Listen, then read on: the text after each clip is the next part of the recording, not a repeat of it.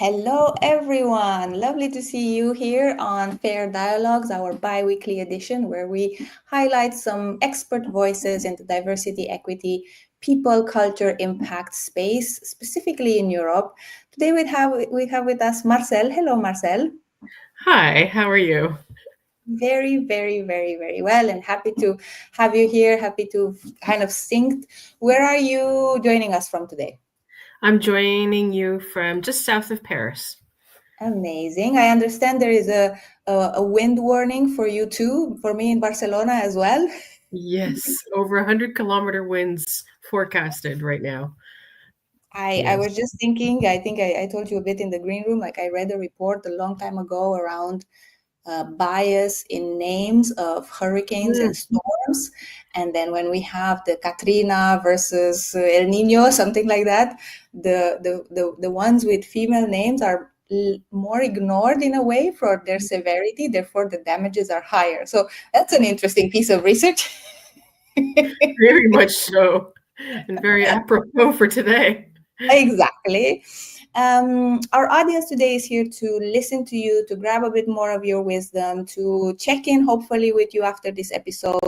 So, for those who didn't fully read the description or don't know you yet, maybe you can give us a couple of insights into your expertise and your areas of focus.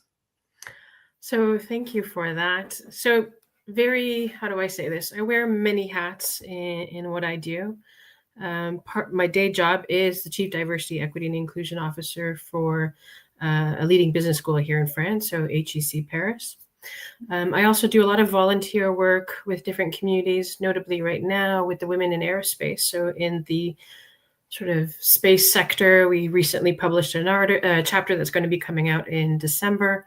And I also did some volunteer work with the United Nations. I published a paper around sort of the representation or equal representation of different cultures within Gen AI. So generative AI, not talking about machine learning or neural networks, but generative AI, and was asked to join a body of 180 experts globally to sort of review how we ensure the governance of AI going forward at a global level.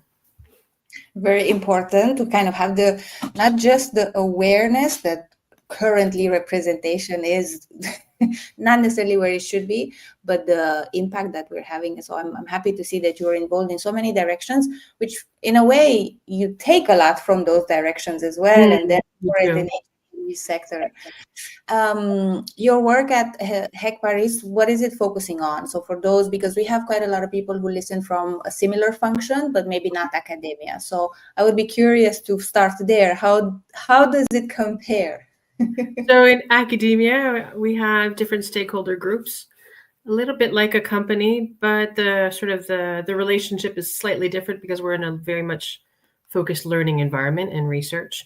So I work across student, staff, and faculty, and looking at diversity, equity, and inclusion, its different facets. So it could be initiatives with students, it can be research with faculty, and it could be training plans with staff, for example. But how do we look at it from sort of a holistic approach so that we can engage our community around the topic? And I think that's the purpose at the end of the day, not to work in silos and basically to No, have common ground exactly. and then also common impact and shared impact and Exactly. accountability. In accountability, but also like how do we build awareness? And I think part of the premise, a lot of the work that we've done, even with our dean in our language, because we are a very international school, Yeah. how do we build bridges to be able to build understanding? Because we may be able to all speak English, for example, but we may not have the same understanding of the language behind, or when we translate. I myself, I learned Swedish in my later life, and of course, translating, I don't necessarily mean the same thing as how it can be interpreted. So Sure. in that space, how do we ensure that we're building bridges to build more understanding of the different cultures that can coexist on campus? Yeah. I do quite a bit of work as well in intercultural communication and collaboration, and specifically with the body of students here of study abroad at the Universitat Autónoma Barcelona. And it's fascinating to see how they're still quite embedded in their, let's say, monocultural backgrounds, but they're seeking for international careers. And I'm sure your students are as well. And they're discovering a whole new world of course. interacting, of communicating, of solving problems together. And actually, speaking of that bridging, I think you've seen DEI take so many forms, from corporate America, you've lived in Canada as well, you've handled all this kind of work in European universities, and you were involved quite a bit in international policy. What do people often get wrong when they assume what inclusion could mean? That's a great question, and it's a little complicated, but if I were to sort of simply say it, it's context matters. We often look at comparing ourselves to others with, standards or audits or whatnot, but at the end of the day, your context matters. And part of the research that I've been working on with another professor is, accounting for the individuals that are doing the work, accounting for the cultural organization in which you operate, and accounting for the socio-legal frameworks that are at play. We use more academic jargon when we explain this in our paper, but essentially, like, those three layers play out in how you approach change within your organization. Because when we talk about diversity, equity, and inclusion, we are fundamentally talking about cultural change within an organization, and it's not easy work. And so to me, when we look at areas of, challenges that organizations face when they're taking on this work, one of the three haven't been accounted for. One or two. Usually there's something that they're working on, but the other elements are not integrated. And that often leads to, some of the debate that we've heard in the US, this notion between compliance, I check the box and I've met the sort of the legal standards, and then I stopped. Versus you see organizations that continue the work, even with the different sort of announcements that were made in the US, that were like, no, because we see the innovation that it brings, we see the performance that it brings. And so we may shift our language or we may shift our approach, but essentially we're going to keep going because we've had that multifaceted approach to diversity, equity, and inclusion. We see a very similar attitude for those companies that look at inclusion and equity in a more mature way and understand there is a journey, but you kind of need to cover all these bases, as you were mentioning. And for me, when you were talking about this, it made me think very quickly on maybe a follow-up question a little bit, because you would have the, let's say, legal or compliance framework changing not very fast, but you then have the second or third piece of your context, let's say your organizational culture and the individuals that are making that organization, that changes quite fast. And it can also, if you bring a leader that really focuses on this, then it's quite quick when you see a movement into the maturity direction and a sustainable way of doing DEI, versus maybe when you have some leaders that are even on the other side of the conversation and the whole culture. So even with compliance or legislation in place, this kind of legal frameworks, the next two are so volatile, I would say, and so to influence, and getting it wrong is very easy. Exactly.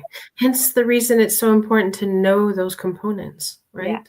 And it's true for any size organization. I've had the privilege of working with startups as I've had with multinationals. And this truth is, who's getting involved? What are their sort of backstories, identities, value systems, what's playing out? And then how are they connecting with the organization and its cultural code, like its language, it's I want to say, like, it's modus operandi in terms of like human relations. What are the code of conducts or the ethical codes that are put in place by organization? And like I said, it's true for startups as it is for large scale organizations. And those two dimensions interact in a professional setting. What are we trying to achieve for an organization's goals? Then you have to connect those different pieces together. I want to dig a bit, get some examples from it, because my experience with large organizations is that there is a little bit of a structure, and there are so many people in an organization that would care about this type of topics that somehow it becomes a reality, a little bit organic at some point. Whether they do it really well or really scalable, that's another conversation, but it exists from the bottom up.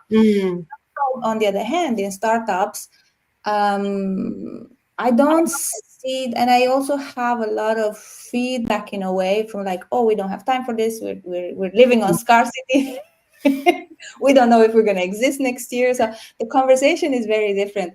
What's from what you've seen from people that you worked with, what works? How did they quantify or kind of took advantage of doing work around inclusion, bringing diverse people from diverse backgrounds, and so on? Like, what's the key of success for startups to focus on this from your experience? It's a great question, and it's funny because I did 2 sessions with students and another with recently with a startup, and essentially is in that growth spirit, we know that line between professional and personal is going to be very muddled, very gray, because you're in a startup sort of environment and you're trying to get things going.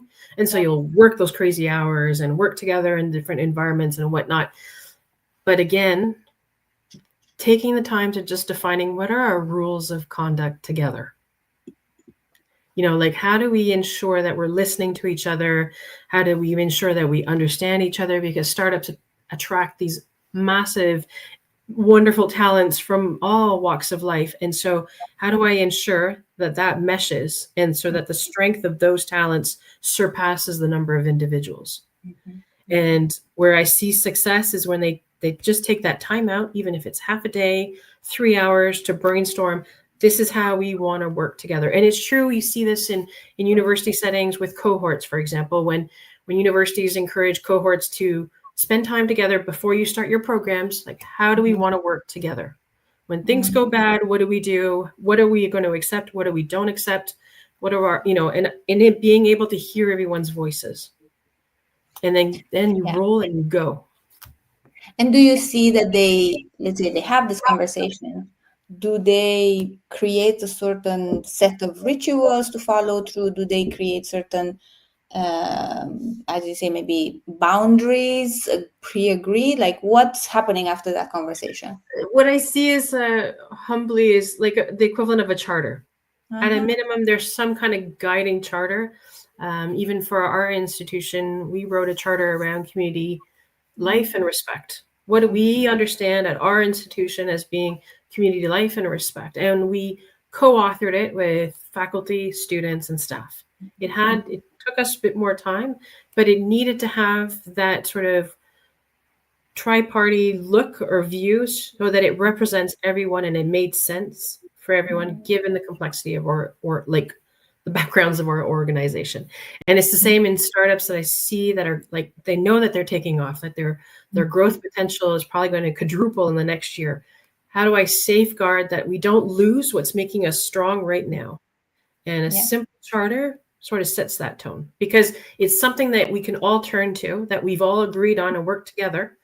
And we can turn to and go, well, let's return to this language here and sort of assess. And it takes away so many problems further down the line. And that level of because you're in such a fast growth environment, you need sort of that sort of language framework to help you navigate that growth spurt. And I'm very curious, because yes, especially when we build, we really count on our skills, on our level of communication, collaboration, and somehow behaviors that are kind of brought in that doing activity. But as we grow as organizations, we also have a big and growing and eternally complex, I feel now, of technology, of infrastructure technology. And there is so much conversation. You are sitting at this fascinating intersection between ethics, AI, governance. And I'm very curious to see what you're observing now in terms of like bias or inequity that is sneaking in these technology systems that we're using and we're counting on to do our job effectively and fast and kind of reliable throughout the globe. But I think there is a lot to maybe pay attention to. What do you see? Essentially, like the example that I like to share with people is around the databases used by Gen AI, even the regulations surrounding Gen AI. For example, take a second to go read the terms of service when you use ChatGPT versus Mistral here in France or DeepSeek in China. They're all wonderful tools. They'll give you great results, but the boilerplate behind them and the regulations that sort of define them will shift some of the output that you'll get. So even a year ago when I was looking around gender equality, the language is significantly different between ChatGPT and Mistral because I've got US regulations versus European Union regulations that are at play. And so you see those language elements come out. But not only that, part of ChatGPT or these Gen AIs is that they use news sources or Wikipedia. And of course, those are all living languages, right? They evolve. And essentially, Gen AI is really looking at creating word vectors, like doing the math calculations between the use of one word versus another. If I simple it down, right? I'm not an engineer anywhere near that, but from my understanding, the use of these of word vectors of like common words associated with will potentially amplify some of the biases that we have in language. For example, the use of the word man is often associated with a lot of professional titles, whereas the use of the word woman in word vectors will associate a lot with roles or like mother, even sexual identities like lesbian, or, so those languages, that element comes through, which you don't see when you use the word man. So when you're aware of those potential biases that are at play with the system, because it's reading what's out there, it's accessing what's out there, and it changes. Like you can do the word vectors and check what's really relevant right now every day. It changes daily. Knowing this now, how do I build in the checks and balances to ensure that I don't amplify that bias when I use these types of tools? Because they can be great tools. I've seen them, and I speak as a mother of a child with a disability, and I've seen how ChatGPT and Mistral have really been a game changer in terms of making education more accessible to him. So there are a lot of strengths, but there are also some caveats that we need to make sure to integrate, like any tool, really. There are strengths and weaknesses, and so how do I alleviate or how do I mitigate the weaknesses or some of the child barriers that it can create, essentially?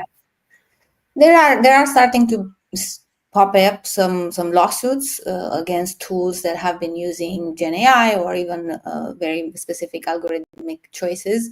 There is a very big one in the US, I believe, against Workday, which has a specific tool called Higher Score. And there's a class lawsuit now around people being eliminated based on their age because somehow the scoring math behind it just takes into, like, doesn't even consider those over 45 or something like that. So there was a bit of a signal, and I think there is a lot of conversation now with actually organizations who have implemented a Gen AI recruiter, so like an AI recruiter agent that behaves like a recruiter screening. There's also this is not so much of a technical problem, but it's a behavioral problem. Going back to that, where candidates feel less shame in cheating, and basically using another AI tool to give the right responses to this AI tool that is interviewing them, and the interviewer AI tool loves the answers that it receives from technically the other AI tool. Therefore, people are like promoted further in the process, while others who are not using those tools to cheat and give those perfect answers that AI interprets as amazing. So a lot of the employers are pulling back. They've done some pilots, they've done some tests, and they, at this point, at least the conclusion in a lot of spaces is that it's just not ready yet, and we just don't have the right tools to avoid so much overhead and so much like false results that we are getting through this tool. So of course, interesting there, but I think, as you're saying, putting these guardrails can look different for any organization, and I think we go back to this idea of governance and what does it mean to apply responsibility when it comes to making these decisions. We hear a lot about this responsible AI.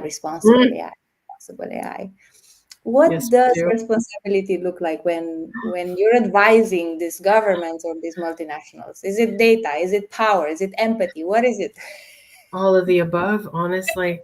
From my little window, we looked at it from, because I wrote it with two other colleagues, and we looked at it from sort of the cultural standpoint. Because at the time when we wrote the paper, this was 2 years now, AI at the time, or Gen AI at the time, was mainly written by North American white male, California State and Washington State.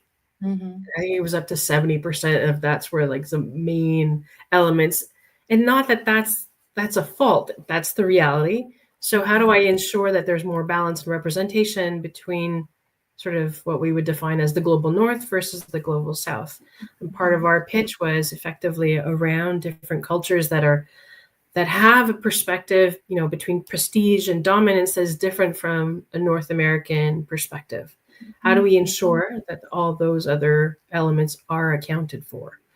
And in this space, with responsible AI, I think the UN had the right idea in mind. Is from the first work that we did, they proposed that a scientific panel be composed to be able to track, but that the scientific panel had to be representative from around the world. Even when we filled out surveys as experts for the UN, our results were very different between gender, between global south, global north. And so that in itself shows us that AI needs to represent those diverse perspectives. And we know as we go forward that complexity is what allows us to actually go forward in these complex problems that we're facing. Integrating that complexity allows us to come up with complex solutions to actually make a difference, and a lasting difference. But it's complicated for sure, and all these different elements have to play out, and these bodies do have to come out. I know one of the fundamental questions that we often sort of came back to is it AI for good or good AI? Interesting.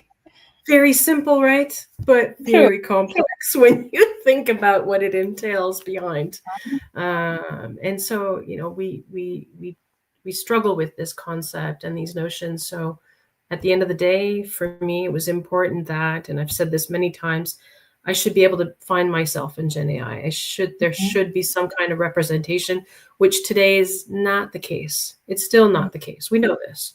And that's the ongoing work that needs to be pushed. And we know that each cultural context is different. The regulations are different. And that needs to be bridged within our use of those tools. And at the end of the day, it's about the people coming after us almost. And you're dealing with students all the time. And I guess I'm curious if you can share with us maybe some of the stories that you're taking with you from actual individuals when you're discussing these policies. Because I could bet that you're having conversations with some students who are not, let's say, your first chosen, not even sometimes second or third for the workforce, for the best job in the city, for the best company, and so on, right? There is a lot of bias around even just the name. How does the name sound? Does the name sound European or not? Does the name sound posh or not? Like I remember my time in France, there was so much conversation even about like, should you put your address on the CV, because people will immediately be biased around, your socioeconomical background, if you are in this arrondissement or in this arrondissement. What are the conversations that come, let's say, towards you or to you from individual students or from the student body when it's like, Marcelle, what am I doing, right? Like, how can I break through? Because I'm getting the best education, right? I'm investing. I'm a smart person. I'm in the top kind of student body in the country, but there is still inequality in how people are being absorbed afterwards, right? Yeah, no, for sure. It's a complicated reality out there. But what I try to encourage students is, it's going to sound cheesy to say, but talk to people, network around you, and look at alternatives that you never would have even thought. Like, it's the same when we talked about the HR recruitment. So we saw the flaws with AI and what it can do, but on the flip side, did it open up new recruitment channels? Even with HR, often I challenge them, when they're looking at hiring a finance student, for example, Well, I said, well, it's a business school student. Why wouldn't you hire a marketing student or, a strategy student? You can train, and a lot of organizations offer training throughout, a career.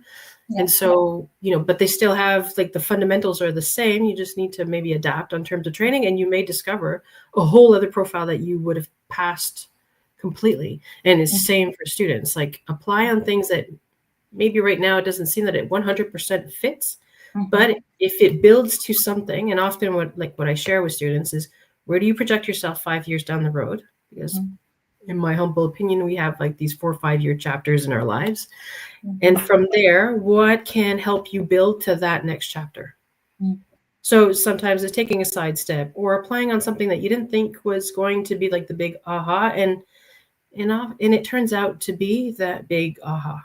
But it's always hindsight.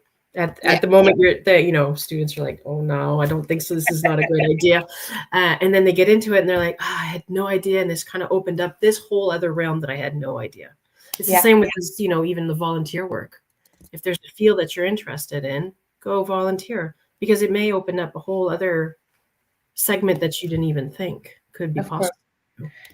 And somehow today we're talking a lot about the non-linear careers and the acceptance that this probably will be the biggest trend. The gig economy is pushing us in kind of trying many different things at the same time or throughout our working life. And also with the fact that we have access to so much learning and we can upskill or convert, there is more option. But in the same time, we do see a lot of red flags on especially like in the technology world where I'm a bit more embedded. There is a lot of conversation around, should I still hire early grads? Should I still have a program for internships? Because they are an overhead and they come with opinions and the whole conversation, while the attractiveness, the lure of agentic AI and kind of replacing all this, let's say, non-skilled yet workforce, replacing it with your machines is very tempting for a lot of organizations. And there is a lot of chatter if this generation is going to struggle even more than the previous ones. I don't know if I would be super curious if, especially with your governing body at the university, this is something that you're seeing or you're preparing for in a way, right? Because you're preparing people to go in the workforce, but then immediately somehow they're going to find less than before. I can't speak specifically for our institution. I know we've put in a lot of things around AI programs and pedagogy and whatnot. What I can say though is, for organizations, at the end of the day, who are we selling to? And if we miss out on being able to understand a whole population, if we label it by generation, age, whatever, we're missing out on a serious business opportunity. And to be able to have that sort of representation within organizations helps us better understand our potential customer too. I mean, this I've seen many times when I've worked with companies, and I've seen some sort of differences in age perspectives that staff have shared with me. And I'm like, well, if you did this, maybe it would open up the door to others to come into the store, for example. Some examples, very simple, like, why do we have certain staff that need to wear high heels? The fact that we could go flat for everybody, that was a game changer for employees. They were all happy, and it made them more connected with their customers and attracted the customers more within the store. Of course. It's stupid, silly things, but it changed fundamentally how I was able to connect with the customer group. I wasn't reaching the same way before. Sure. So, I think this is maybe what's missing sometimes, thinking of the business as the product that needs to appease and attract and be sold and be kind of becoming a household name for a lot of that's the intention. And yes, I think the companies who, even the ones that I worked in, and they realized actually this, like, who am I doing this for? Exactly.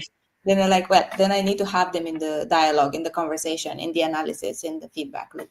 And to even like that language, just understanding that perspective, because a younger generation has felt or dealt with different challenges, are much more open on certain topics than another generation. So how do I ensure that we're walking that talk internally so that we can showcase it with our customers outside, right? Nice. Marcelle, we are on time. These episodes are very short and very, very kind of condensed. So I hope we were able to share with our audience a few nuggets from your experience. Thank you so much for sharing all the work you're doing in the university, in the policy, in the volunteering world. I want to talk more. We will talk more separately, of course. But as we're saying goodbye, if people want to reach out to you, where's the best place to find you? On the easiest is LinkedIn.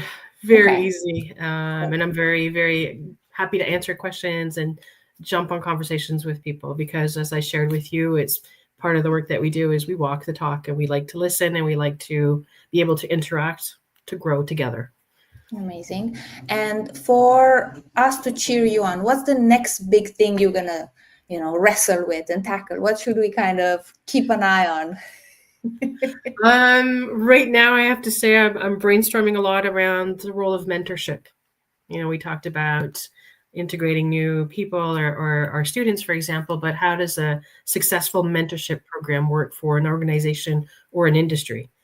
I love it. So big Let's question. do an episode on that. Exactly. Within the STEMs, like that's where I'm looking at within the STEM, especially when I consider that, minority groups are not necessarily represented to the level that we would like to see in the STEM fields. Amazing. Marcelle, thank you so much for being with us today. My pleasure. I wish you good luck with this wind that is going around. Yes. What did you say, Benjamin? Storm Benjamin? Exactly. For everybody who's with us today, do dial in again, same hour, same type of day, Thursday, 1 p.m. in 2 weeks from now on, when we're going to have our next episode. Till then, thank you for being with us. If you have any follow-up questions, do chat in there, but otherwise, feel free to reach out directly to Marcelle, and we'll stay connected. Thank you so much. Thank you.